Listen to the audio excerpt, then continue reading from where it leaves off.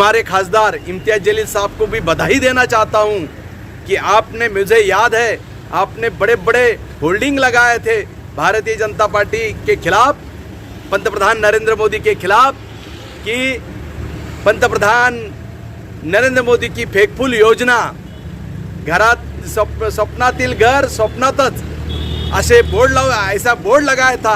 मैं उनको याद दिलाना चाहता हूं कि आपने सिर्फ बोर्ड लगाने का काम किया, हमने योजना मंजूर करने का काम किया। भले आप श्रेय लेते होगे, मैं आपको भी धन्यवाद देता हूं, क्योंकि आप भी एक संसद के खासदार हैं। मगर याद रखो आपने बोर्ड लगाया था, स्वप्नातलं घर स्वप्नात, आता स्वप्नातलं घर स्वप्नात नाही, प्रत्यक्षात।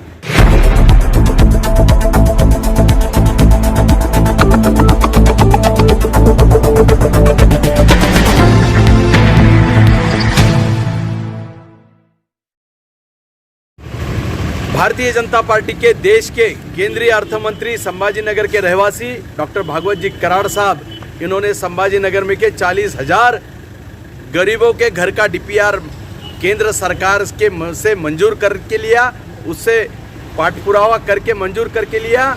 मैं संभाजीनगर के हमारे खासदार इम्तियाज जलील साहब को भी बधाई देना चाहता हूं कि आपने, मुझे याद है, आपने बड़े बड़े होल्डिंग लगाए थे भारतीय जनता पार्टी के खिलाफ, पंतप्रधान नरेंद्र मोदी के खिलाफ, कि पंतप्रधान नरेंद्र मोदी की फेकफूल योजना, घरात स्वप्नातील घर स्वप्नातच, ऐसे ऐसा बोर्ड लगाया था। मैं उनको याद दिलाना चाहता हूं कि आपने सिर्फ बोर्ड लगाने का काम किया, हमने योजना मंजूर करने का काम किया।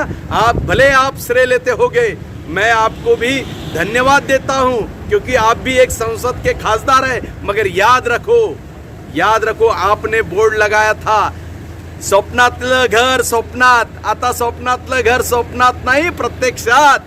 आणि त्यामुळं तुम्ही सुद्धा त्या केंद्रीय अर्थमंत्री डॉक्टर भागवतकरांचं स्वागत करायला पाहिजे, की ज्यांनी तुमच्या मतदारसंघातील, संभाजीनगर मधल्या मतदारसंघातील 40,000 गरीब लोकांच्या घरातील स्वप्नाचं घर प्रत्यक्षात उतरवलं। आणि त्यामुळं आपण निश्चितपणे, मैं फिर से बोलूँगा कि आपने उनको बधाई देना चाहिए।